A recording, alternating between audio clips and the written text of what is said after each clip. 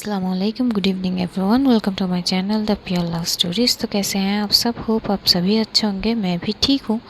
तो चलिए शुरू करते हैं कहानी तुमसे प्यार हुआ। प्रीवियस पार्ट में हमने जाना था ईशा की मॉम डैड ईशा की शादी के बारे में थोड़ी बहुत बातचीत करती है, जिस चीज़ से ईशा चिढ़ जाती है, थोड़ी सी आर्ग्यूमेंट करती है। और उसी बीच जो है आरू का बहुत सारा कॉल आती है। वो कई बार कॉल कट कर चुकी थी, लेकिन तब भी आरू कॉल पे कॉल किए जा रही थी।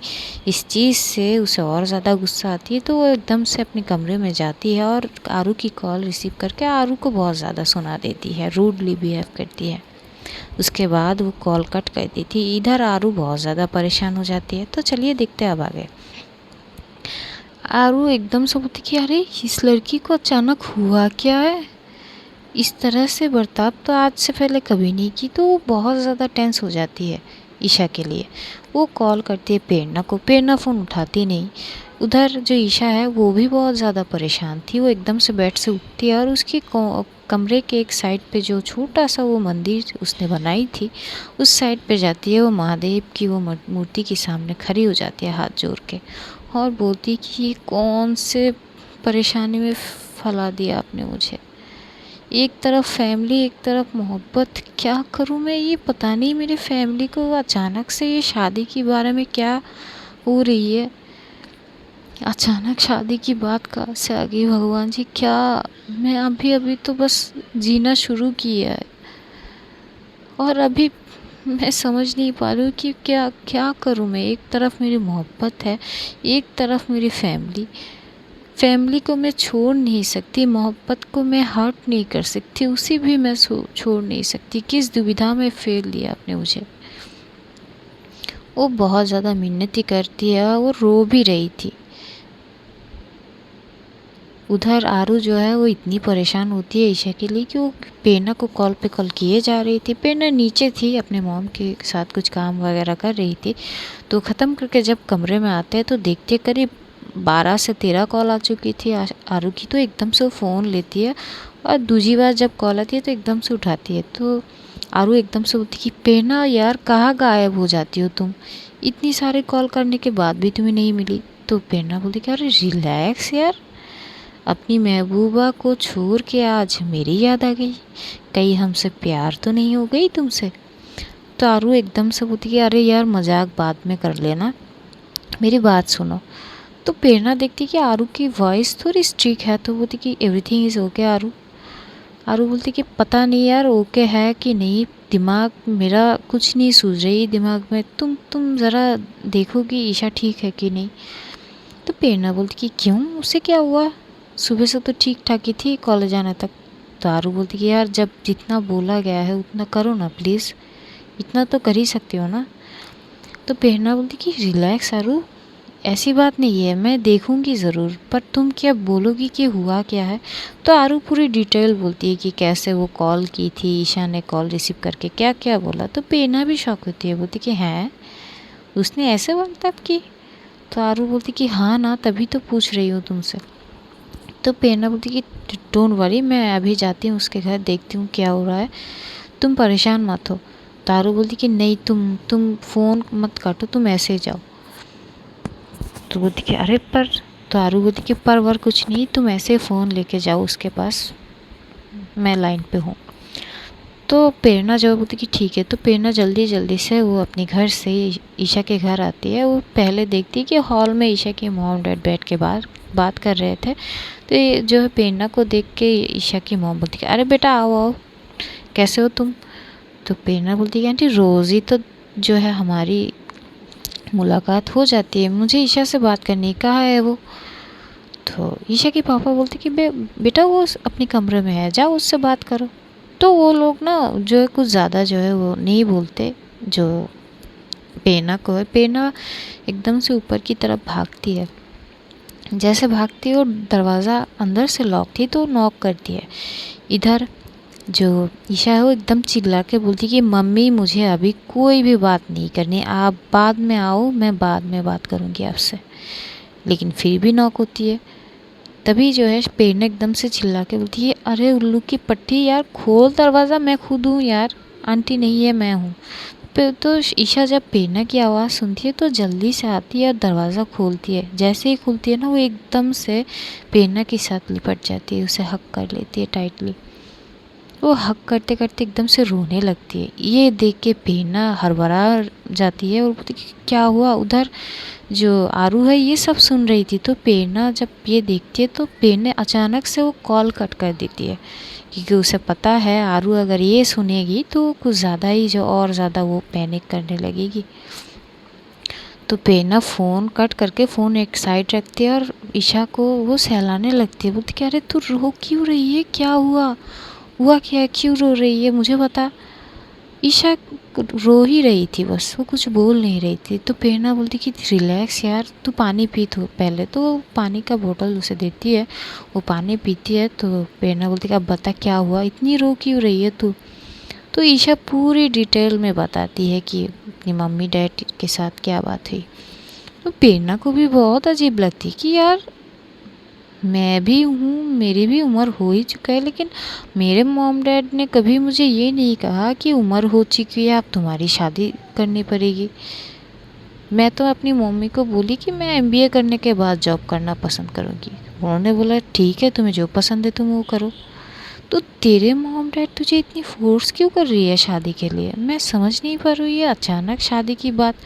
तभी जो है ईशा बोलती कि यही तो मैं समझ नहीं पा रही हूँ यार, मैं करूँ तो क्या करूँ। एक तरफ आरू, मैं उसे कैसे बताऊँ कि मेरे फैमिली में क्या चल रहा है, पापा चाहते हैं कि मैं शादी कर लूँ, और क्या ही बोलूँ मैं।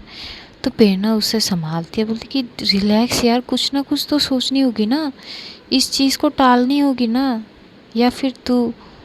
तो ईशा घूर के देखती है और बोलती कि पागल है क्या, मैं आरू से प्यार करती हूँ, शादी की कोई गुंजाइश ही नहीं, अगर शादी करनी होगी तो उससे करूँगी यार, क्यों। तो प्रेरणा बोलती कि ठीक है शांत हो जा पहले। पर ये बात तो समझ नहीं आ रही है, अंकल को अचानक क्या हुआ तेरी शादी को लेके इतनी जो है क्यों। तो ईशा भी बोलती कि यार पता नहीं क्या हो रहा है मेरी ज़िंदगी में, सब कुछ एकदम से ना पता नहीं कैसी हो गई है, ना मैं इधर जा पा रही हूँ ना उधर जा रही पा रही हूँ।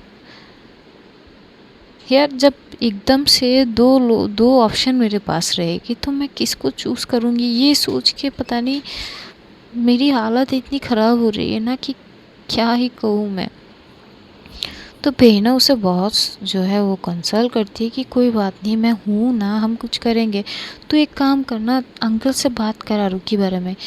तो बहना बोलती, ईशा बोलती कि पागल है क्या, मैं पापा को क्या बोलूँ कि मैं एक लड़की से प्यार करती हूँ। तो बहना उसे घूर के देखते बोलती कि क्या मतलब, कभी ना कभी तो बोलनी पड़ेगी ना भाई, प्यार करती हूँ मोहब्बत करती हूँ तो मोहब्बत के लिए स्टैंड भी लेनी पड़ती है। जब ये चीज़ जब अलग होती है तो, अगर एक लड़के से प्यार कर लेती तो अलग बात होती है यार, पर जब क्या तू तू ना समझ मत मान यार, मैं अब हर चीज़ तुझे समझा नहीं पाऊँगी। मैच्योरिटी से बात कर रहा है, क्या बात कर रही है तू, अगर तू ऐसे रिलेशन में है तो बताने तो पड़ेगी ना। तो ईशा बोलती कि यार बताओ तो कैसे बताऊँ, पापा कैसे लेगी इस चीज़ को। तो प्रेरणा बोलती कि बतानी तो पड़ेगी ना, नहीं बताएगी तो कैसे समझेंगे, बतानी पड़ेगी तो कि तू किसी से प्यार करती है और जिससे करती है वो एक लड़का नहीं लड़की है, ये चीज़ समझानी पड़ेंगी ना। और ये भी समझाना पड़ेगा कि तू बहुत ज़्यादा प्यार करती है, कोई दिखावा या कोई टाइम पास के लिए नहीं है क्या। तभी ईशा बोलती कि पागल है क्या यार, मैं सच में प्यार करती हूँ उससे, वो भी तो करती है ना, तू जानती है। तो प्रेरणा बोलती कि हाँ तो बात तो वही है, अगर फैमिली तुझे प्रेशर फोर्सफुली शादी के लिए वो कर रही है तो तू बोल तेरे रिलेशन के बारे में, इसके अलावा कोई चांस तो है नहीं, मुझे नहीं लगता। वरना तू रीज़न क्या देगी कि अभी मुझे शादी नहीं करने, प्रॉपर रीज़न होनी चाहिए ना तेरे पास। ईशा चुप हो जाती है, वो क्या बोलेगी। उधर आरू इतनी ज़्यादा परेशान होती है क्योंकि ईशा रो रही थी, थोड़ी बहुत वो सुन ली थी। तो वो फिर से कॉल करती है, पेना एकदम से देखते हुए बोलती कि ये तेरी मजनू, एक तो ना तू इस मजनू को संभाल, ये तेरे मजनू ने वरना मेरे जो है ना सर खाती रहेगी। बहन मैं तेरी हाथ जोड़ती हूँ, तू पहले इससे थोड़ी सी बात कर ले, ये शांत हो जाए ना तो मैं भी शांत हो जाऊँगी। तो ईशा एकदम से वो कॉल लेती है, वो एकदम से जैसे ही रिसीव करती है ना आरू एकदम से चिल्ला पड़ती है, पेना व्हाट द हेल यार, मैंने तुम्हें कहा था कॉल नहीं काटो लेकिन तुमने काट दिया यार, ये क्या बदतमीजी है। तो ईशा एकदम से बोलती कि आरू मैं बोल रही हूँ।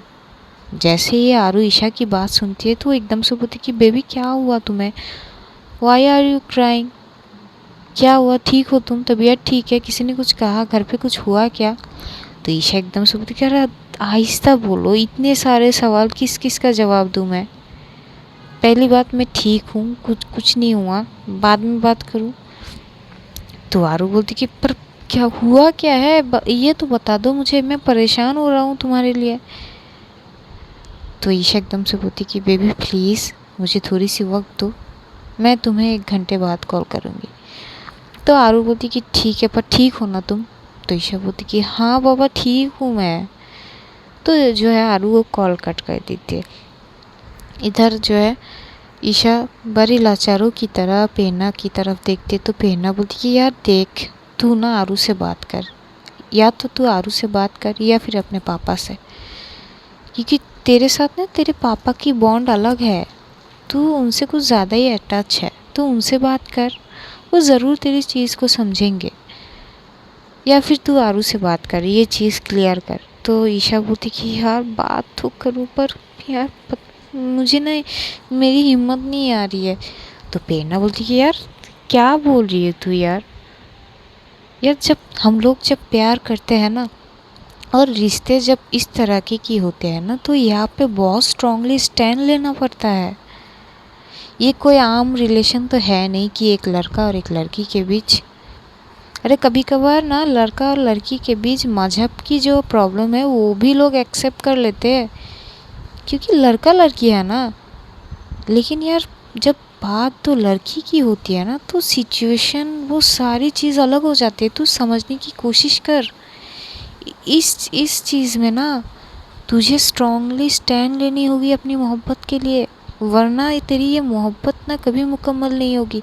तो ईशा घूर के देखते और बोलती कि दुश्मन है कि फ्रेंड यार, मैंने तुझे, तू यहाँ पे आई क्या मुझे डराने के लिए या मुझे मोरल सपोर्ट देने के लिए, तू ये बता पहले।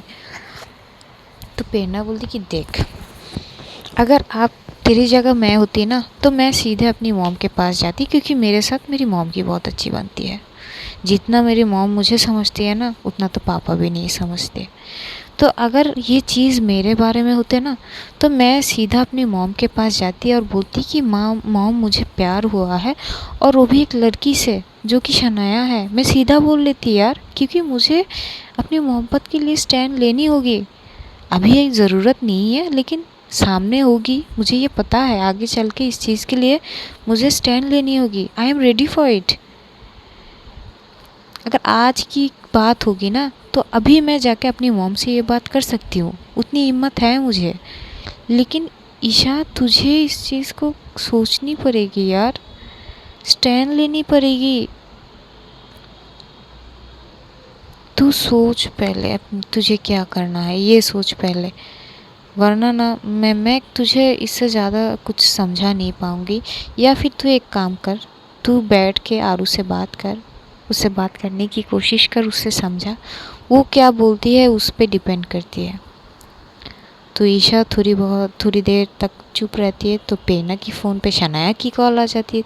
तो बोलती कि ठीक है तू सोच और इतनी ज़्यादा रोया मत कर यार, सुबह कॉलेज है, कॉलेज में मिलते हैं, अभी मैं चलती हूँ, शनाया का कॉल आया है बाद में, और ज़्यादा परेशान मत हो, आरू से बात कर लियो, ये बोल के वो जो है वहाँ से चली जाती है। ईशा की परेशानी और ज़्यादा बढ़ती जा रही थी क्योंकि पेना ने तो सही बोला है ना कि उसे स्टैंड लेनी होगी, लेकिन वो अब इस बात से डरी कि वो अपने पापा से बात करे तो कैसे करे, क्या वो उसकी पापा ये चीज़ के लिए हामी भरेगी, या फिर अगर वो आरू से इस बारे में बात करे तो आरू कैसे लेगी ये बात को। वो इस चीज़ में वो जो है पिस जाती है, वो सोचने लगती है कि क्या करेगी क्या नहीं। ऐसे सोचते सोचते 1 घंटे बीत जाते हैं। उधर आरू तो इंतज़ार में बैठी हुई थी कि ईशा कब कॉल करेगी। जब ईशा की कोई कॉल नहीं आती तो आरू खुद ही कॉल कर देती है ईशा को। ईशा जैसे ही देखती है आरू की कॉल को तो कॉल रिसीव करती है। तो आरू बोलती कि बेबी 1 घंटे बाद कॉल करने के लिए बोली थी तुमने, पर तुमने कॉल नहीं की, क्या हुआ, सब ठीक है, तुम रो क्यों रही थी। तो पेन जो ईशा है वो बोलती कि कुछ नहीं हुआ, मैं बिल्कुल ठीक हूँ, तुम परेशान मत हो। तो आरू बोलती कि नहीं, तुम्हारी वॉइस से नहीं लग रही है कि तुम ठीक हो। बेबी कुछ बात है तो मुझसे शेयर करो ना, मैं हूँ हमेशा तुम्हारे साथ, तुम शेयर तो करो मुझसे अगर कोई प्रॉब्लम है। बेबी जैसा भी प्रॉब्लम हो, जितना भी बड़ा हो ना, जब हम दोनों साथ मिलके वो चीज़ को हैंडल करेंगे ना तो छोटा होते जाएंगे। ये चीज़ तुम्हें समझनी होगी। अगर तुम नहीं बोलोगी तो मैं अंतर्यामी तो हूँ नहीं कि तुम्हारी मन की बात मैं पढ़ लूँगी। बोलनी पड़ेगी ना बेबी, बोलो तो सही क्या हुआ। तुम्हारी आरवी हमेशा तुम्हारे साथ रहेगी, बोलो तो सही। ईशा थोड़ी सी इमोशनल हो जाती है। वो बोलने की कोशिश तो कर रही थी लेकिन अंदर से उसे कोई भी जवाब ही नहीं आ रही थी। वो चुप रहती है। इधर आरू परेशान होते जा रही थी। वो पूछ रही थी बार बार कि यार बोलो तो सही एक बार क्या हुआ।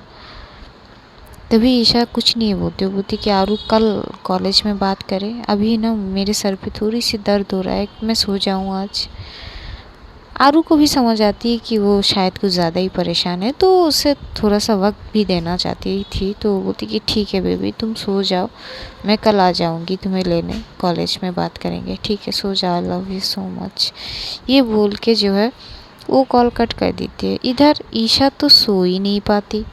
वो पूरी रात बस इसी चक्कर में जो है अपनी नींद को गवा देती है और सोचती रहती है कि आगे क्या करेगी। क्या वह आरू से बात करेगी या उसे अपने पापा से बात करनी चाहिए। इस चीज़ पे सोचते सोचते वो पूरी रात निकल देती है।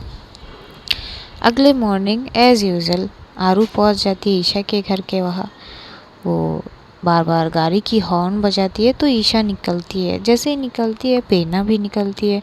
तो आरू जैसे ईशा को देखती तो समझ पा रही थी कि ये रात भर सोई नहीं है, रोई होगी शायद, उसकी आंखें भी थोड़ी सी स्वेलिंग हो चुकी है। तो आरू एकदम से ईशा के पास आती है, बोलती कि बेबी तुम रात भर नहीं सोई, रोई हो क्या रात भर। तो ईशा बोलती कि नहीं, तुमको किसने कह दिया मैं रात भर रोई हूँ, यार मैं ना तो नींद से भी लेट उठी हूँ आज।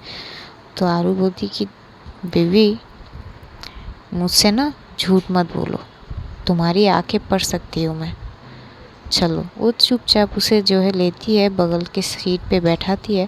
प्रेरणा भी आके बैठ जाती है। प्रेरणा भी ईशा को देखती है, आंखों आंखों से ही पूछती है तो ठीक है ना। ईशा भी सर हिला देती है कि ठीक हूँ। ये लोग कॉलेज पहुँचते हैं। कॉलेज पहुँचने के बाद जो शनाया एज यूजुअल वेट करती है, तो जैसे आती है तो देखते तो प्रेरणा ने ना जो शनाया से इस बातों में बात कर ली थी। तो शनाया जब ईशा को देखती तो वो भी समझ जाती कि ये कुछ ज़्यादा ही परेशान है, रोई थी पूरी रात। लेकिन वो ये भी जानती है कि ईशा जो है आरू से इस बारे में कोई बात नहीं की थी, तो उस चीज़ को जो है बोलना नहीं चाहती थी वहाँ पे। वो बस एक टक ईशा की तरफ देखती है। तो प्रेरणा जाती है, उसे हक करती है, गुड मॉर्निंग बोला जाता है। ये लोग सब कॉलेज में एंटर करते हैं क्लासरूम में। वहाँ पे जाके जो लेक्चर लेने लगते हैं, लेकिन ईशा पढ़ाई कर ही नहीं पा रही थी। उसका ध्यान बस एक ही चीज़ पे अटकी थी, वो क्या करे, वो आरू से बात करे या ईशा से या फिर अपने पापा से बात करे।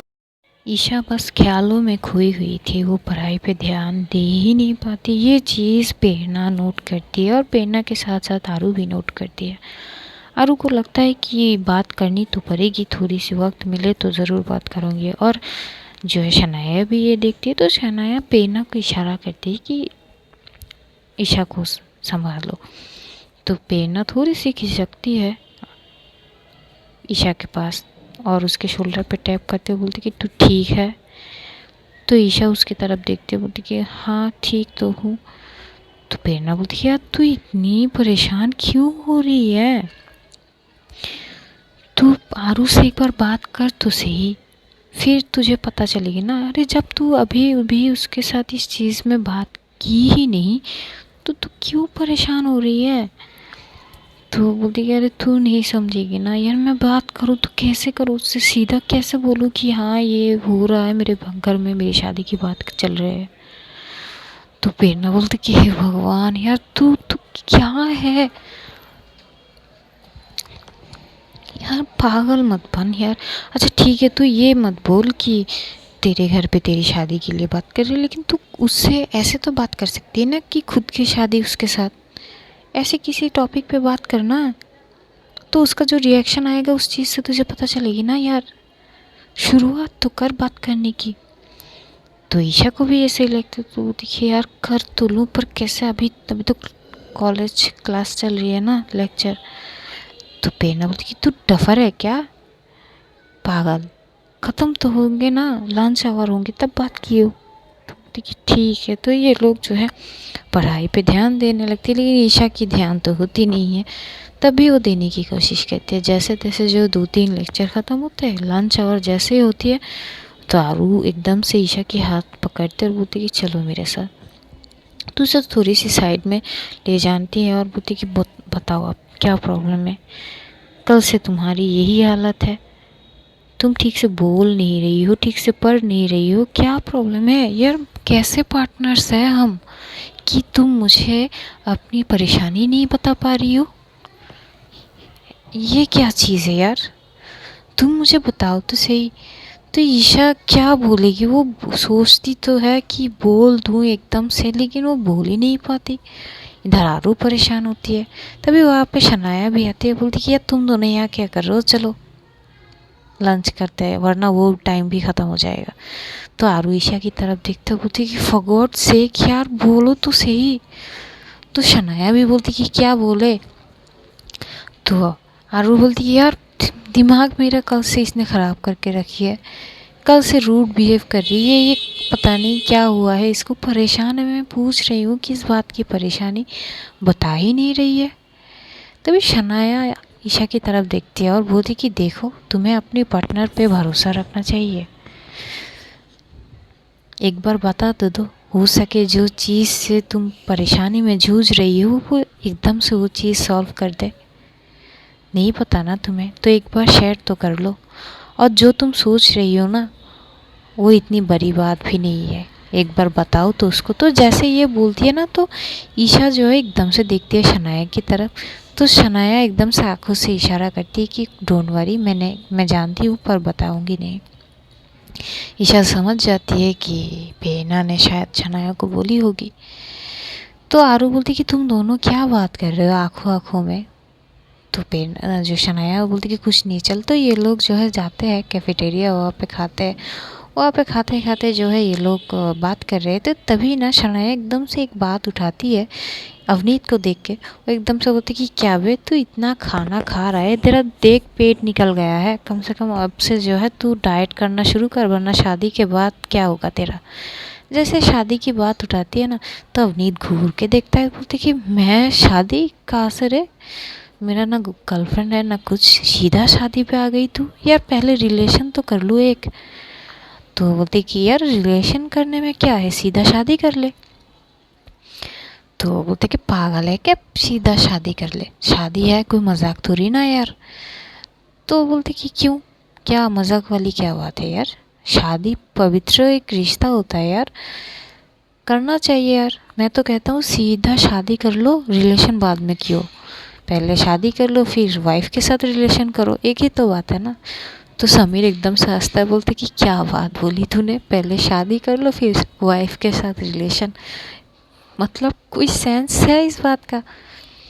तो शनाया बोलती कि तू चुप कर यार, तुझसे भी तो कुछ होता नहीं है, तुम लोग निकम्मे कहीं के। क्या बोलती है आरू, सीधा शादी कर लेनी चाहिए ना, मैं तो कहता हूँ तू भी कर ले सीधा शादी ईशा से। जैसे ये बोलती है ना, तो जो आरू है खा रही थी, एकदम से उसके मुंह से खाना निकल जाता है, बोलती पागल है क्या, शादी के बारे में बात कर रही है, दिमाग खराब है तेरी। तो ईशा एकदम से उसकी तरफ देखने लगती है। इधर प्रेरणा भी जो है आरू की तरफ देखते, शनाया खुद शॉक होती कि ऐसी रिएक्शन। तो शनाया पूछती कि क्यों, क्या प्रॉब्लम है, शादी में क्या प्रॉब्लम है, तू ईशा से प्यार नहीं करती क्या।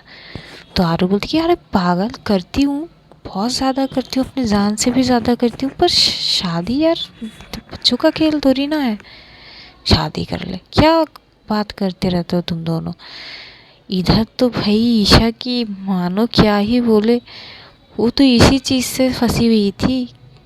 और प्रेरणा भी वो एकदम से शनाया की तरफ देखते तो शनाया लाचारू की तरह आरू की तरफ देखते और बोलती कि आरू तू क्या कभी ईशा से शादी नहीं करेगी कि फिर। तो आरू घूर के देखती है शनाया को, बोलती कि तू एक बात बता, ये शादी की जो बात है तेरे दिमाग में आई कैसे, ये टॉपिक छेड़ा किसने यहाँ पे। यार तुम सबका दिमाग खराब है क्या। यार हम दोनों को इस चीज़ का जल्दी नहीं है, तुम लोग उतावले हो रहे हो, पागल हो क्या सब लोग। ये तो वही कहावत हो गई, बेगानी शादी में अब्दुल्ला दीवाना। दिमाग अपना अपना ठंड रखो, शांत रहो और खाओ चुपचाप। तो ये खाती है। ये चीज़ ना ईशा को बहुत ज़्यादा हर्टफुल लगती है, क्योंकि वो पहले से इतनी ज़्यादा परेशान में थी। तो एकदम से उठती है और उठ के जाने लगती है। तो आरू बोलती कि तुम कहाँ जा रही हो। तो ईशा बोलती कि यार मैं वॉशरूम से आती हूँ। ये बोल के वो एकदम से चली जाती है। उसके पीछे पीछे एकदम से प्रेरणा भी भागती है। तो आरू बोलती कि अब ये कहाँ जा रही है। तो शनाया बोलती कि अरे उसको भी जानी होगी ना, तू अपने खाने पे ध्यान दे, इधर उधर मत देख। तो आरू अपना खाना खाना लगता है। इधर ईशा वॉशरूम जाते है, उसको रोना आ जाता है। वो अपनी फेस जो है मुंह पे हाथ रखे वो रो रही थी। पेना एकदम से जाती है, उसे पीछे से हक करती बोलती कि तू रो मत ना यार, सब ठीक हो जाएगी। तो उसे एकदम से हक करते बोलती कि देखा, ये रिएक्शन है उसका।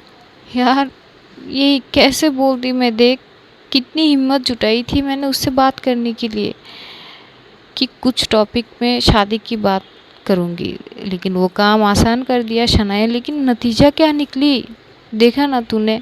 तो रोने लगती है। तो जो पेना है उसे संभालती है, बोलती कि यार हमने नहीं सोचा था ना कि उसका रिएक्शन ऐसा होगा, तो संभाल खुद को, बी स्ट्रॉन्ग यार।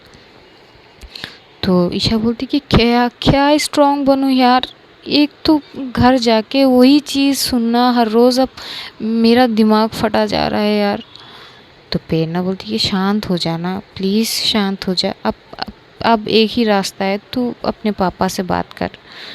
तेरे साथ उनकी जो बॉन्ड है वो बहुत अच्छा है, वो तुझे समझेंगे, तू बात कर उनसे। तो ईशा कुछ नहीं बोलती, वो बस रो रही थी। उधर आरू जो है वो देखती कि दोनों गए हैं, वो थोड़ी दिन मिनट हो चुके हैं बहुत टाइम। तो बोलती कि यार ये दोनों अभी तक नहीं आ रही है। तो उठती उठ के जाने लगती। तो शनाया बोलती है अब तू कहाँ जा रही है। तो ये आरू बोलती कि यार मैं देख के आती हूँ ना ये दोनों कहाँ रह गए। ये बोल के उस साइड से चली आती है और वॉशरूम की तरफ आती है। तो देखती है जो प्रेरणा है वो ईशा को हक किए हुए थे। तो एकदम से बोलती कि तुम दोनों क्या पे ऐसे क्यों, सब कुछ ठीक है ना।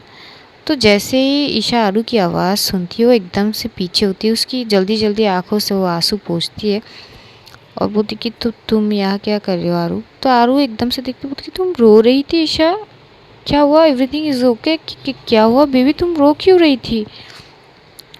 तो ईशा जो है बोलती कि कुछ नहीं, मैं नहीं रो रही थी। तो आरू बोलती कि नहीं मैंने देखा तुमने आंसू पूछे, क्या हुआ। प्रेरणा ने कुछ कहा क्या, प्रेरणा तुमने क्या कहा इसको, हाँ क्या बोला इसको जो रो रही है। तो ईशा तो भाई उसको पहले से परेशानी थी और उसका रिएक्शन आरू का। तो एकदम से बोलती कि तुम्हें क्या प्रॉब्लम है, मैं रोऊं जीऊं ना जीऊं, तुम्हें क्या प्रॉब्लम है आरू, रहो तुम अपने मस्त, इंजॉय योर लाइफ। आरू शौक होके देखती ईशा को, बोलती कि व्हाट डू यू मीन, क्या बोलना क्या चाहती हो तुम। तो एकदम से ईशा बोलती कि कुछ नहीं बोलना चाहती हो तुम, इंजॉय योर लाइफ। ये बोल के वो एकदम से उस साइड से चली जाती है। इधर आरू घूर के देखती है प्रेरणा को। तो प्रेरणा बोलती है कि मुझे ऐसे मत देखो यार, मैंने कुछ नहीं किया, मैंने तो देखा कि ये यहाँ पे आके रो रही थी, बस इतना ही, बस इतना, और ज़्यादा कुछ नहीं पता मुझे। तो आरू घूर के देखते बोलती कि तुम्हारी बात सच नहीं लग रही है मुझे, सच सच बताओ क्या हुआ है। तभी वहाँ पे शनाया भी आ जाती है। तो वो भी बोलती कि सच जानना है तो जाके अपनी गर्लफ्रेंड से पूछ, मेरे गर्लफ्रेंड को परेशान मत कर, हट यहाँ से। तो वो एकदम से उसे थोड़ी सी पुश करती है और प्रेरणा की हाथ पकड़ के उसे उस साइड से ले आती है। इधर ईशा जो है वो आती है, क्लास में आके बैठ जाती है। बाकी लेक्चर वो चुपचाप लेती है। लेने के बाद जब कॉलेज ख़त्म होती है तो वो प्रेरणा की तरफ देख के बोलती कि प्रेरणा मुझे घर छोड़ दे प्लीज़, मेरे साथ चल। तो आरू बोलती कि मैं हूँ, मैं छोड़ के आऊँगी। तो ईशा एकदम से उसके जो है हाथ दिखाती कि ज़रूरत नहीं है, मैं खुद चली जाऊँगी प्रेरणा के साथ। ये बोल के वो प्रेरणा के हाथ पकड़ के वो चली जाती। आरू बस खड़ी होकर देखती रहती कि भाई अचानक हुआ क्या है।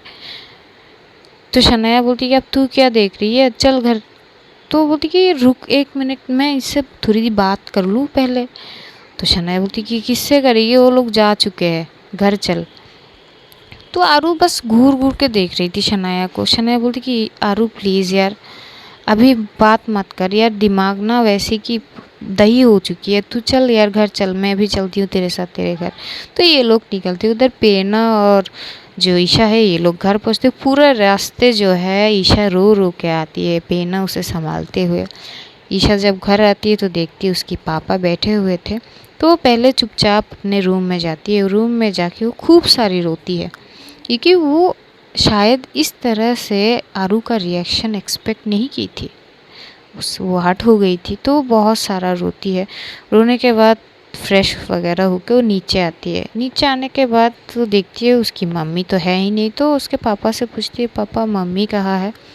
तो उसके पापा एकदम से बोलते कि वो प्रेरणा के मम्मी के साथ थोड़ी सी बाज़ार गई है, वो चले आएंगे। तो बोलती कि ठीक है। तो वो एकदम से बोलती कि तो छोटी कहाँ है। तो उसके पापा बोलते कि वो भी साथ में गई है। तो ना वो कुछ सोचती है, सोचने के बाद वो एकदम से अपने पापा के सामने बैठती है और बोलती कि पापा वो आप आपसे कुछ कुछ बातें करनी है मुझे।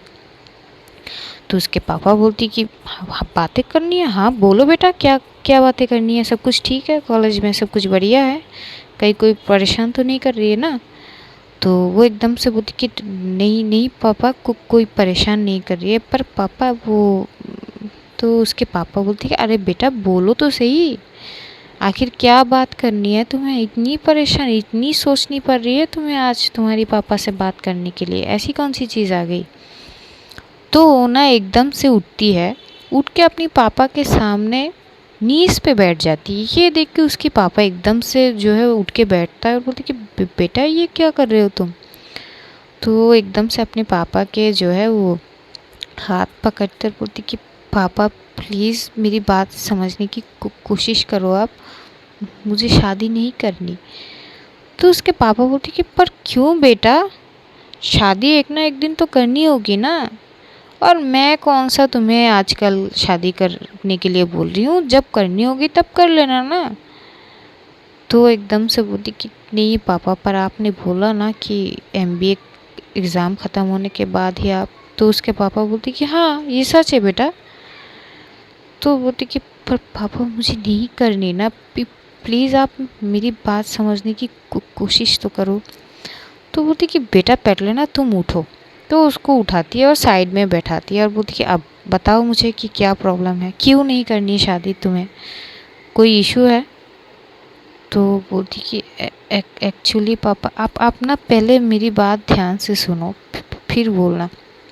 तो उसके पापा बोलती कि तुम बोलो तो सही, पहले तुम घबराओ मत, आराम से बात करो, हम हमेशा से फ्रेंडली बात करते हैं बेटा, आज मुझसे बात करने के लिए तुम्हें इतना सोचना पड़ रहा है, बेटा समथिंग सीरियस, तुम बोल सकते हो, पापा हूँ तुम्हारी।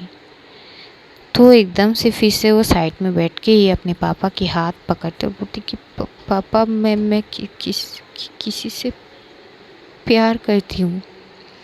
जैसे ये बोलती उसके पापा एकदम से घूर के देखते हैं, बोलती कि अच्छा किसी से प्यार करती हो तुम। तो बोलती कि हाँ पापा किसी से प्यार करती हूँ, बहुत ज़्यादा प्यार करती हूँ, मैं उसके बिना जी नहीं सकती, आप प्लीज़ मेरी शादी मत कराओ किसी और से। तो बोलते कि क्यों, मैं भी तो जानूँ कौन है वो इंसान जिससे तुम प्यार करती हो। ईशा एकदम से बोलती है कि पापा वो एक्चुअली मैं जिस इंसान को प्यार करती हूँ वो एक्चुअली, लेकिन वो बोल ही नहीं पाती, उसके हाथ पैर काँप रहे थे, ठंडे हो रहे थे घबराहट के मारे, वो बोल ही नहीं पा रही थी। तभी उसके पापा बोलते कि अरे बेटा घबराओ मत, मैं कौन सा तुम्हें खा जाऊंगा, जिस इंसान से तुम प्यार करती हो बोलो वो कौन है, मैं भी तो जानना चाहता हूँ। तो वो बोलती कि पापा वो इंसान एक्चुअली बोल ही नहीं पाती ईशा। तभी उसके पापा एकदम से उठती है, उठ के वो जो टेबल के पास जाता है और जो एक गिलास पानी लेके आते हैं और ईशा को देते हैं और बोलती कि पहले ना थोड़ा सा पानी पी लो बेटा, तुम्हारी हालत ख़राब है। तो ईशा एकदम से वो गिलास लेती है और एक दो घूंट वो पानी पी लेती है वो गिलास से, और जो उसके पापा की तरफ एक टक देखने लगते हैं। तभी उसकी पापा ना एक अजीब सी स्माइल पास करता है, जिस स्माइल का पता नहीं ईशा को बहुत अजीब लगती है, क्योंकि उस अंदाज में उसने अपनी पापा को कभी नहीं देखी थी। तो उसके पापा एकदम से उसके सामने जाता है और बोलते कि मैं बताऊं कौन है वो इंसान। जैसे ये बोलते ईशा एकदम से अपनी पापा की तरफ घूर के देखती है, तो उसके पापा बोलते कि क्या क्या देख रहे हो, चलो मैं ही बता देता हूँ, तुम तो बोल ही नहीं सकते। जिस इंसान से मेरी बेटी प्यार करती है, मोहब्बत करती है, वो कोई और नहीं आरवी सिंह राठौड़ है ना? आरवी सिंह राठौड़ जिसे तुम प्यार करती हो, बताओ सच है ना ये? ईशा की मानो अपनी पैर से ज़मीन खिसक गई ये सुन के, उसकी हाथ पैर एकदम से ठंड पड़ गई थी। वो क्या बोले, वो एक टक बस अपनी पापा को देख रही थी। तो उसके पापा एकदम से उसके सामने आके बैठते हैं और बोलती कि बेटा, तो बेटियों की बाप हूँ मैं, बेटियों का ध्यान रखना पड़ता है, किससे बात करता है किससे नहीं करते, कितनी देर तक कॉलेज में रहती है, कहाँ जाती है, क्या करती है, किससे बैठती है, सब कुछ बेटियों का बाप हूँ, ये चीज़ ध्यान पे रखना पड़ता है ना बेटा। तो आगे का तुम समझ लो। ईशा को कुछ सूझ नहीं रही थी कि वो अपने पापा को बोलेगी क्या बोलेगी कि कैसे पता आपको, लेकिन उतनी हिम्मत उसमें है नहीं, और उस सिचुएशन में उसकी हालत वैसी नहीं होती कि वो अपने पापा से पलट के जवाब पूछे कि आपको कैसे पता। उसके पापा एकदम से उठते हैं और बोलते, उसके जो है शोल्डर पे टैप करते हैं और बोलती कि तुम पहले शांत हो जाओ और ये पानी पूरा पी लो। तो जब पूरा पानी पीने की कोशिश तो कर रही थी, लेकिन पानी वो गले से नीचे नहीं उतर रही थी, मानो वो जो गले में ही अटक जाती है उसकी। वो सूझ नहीं पा रही थी, वो उसके दिमाग में तभी बहुत कुछ चल रही थी। वो अपने दिमाग को शांत करने की कोशिश करेगी या फिर अपने पापा की तरफ देखेगी, कुछ समझ नहीं पा रही थी। तो आज के लिए इतना रखते हैं, जानेंगे कल अगले एपिसोड में कि क्या होता है, कैसे ईशा के पापा को ये सब के बारे में पता चला, अब आरू क्या करेगी, जानेंगे अगले एपिसोड में। तब तक अपना ध्यान रखिए और अपनों का भी ध्यान रखिए और ढेर सारा प्यार बांटिए। और हमारी स्टोरी अगर आप सबको पसंद आई तो लाइक कमेंट शेयर और मेरे चैनल को सब्सक्राइब भी कर दीजिएगा प्लीज़। तो चलिए, love you all, take care, खुदा हाफिज़, good bye, tata and good night.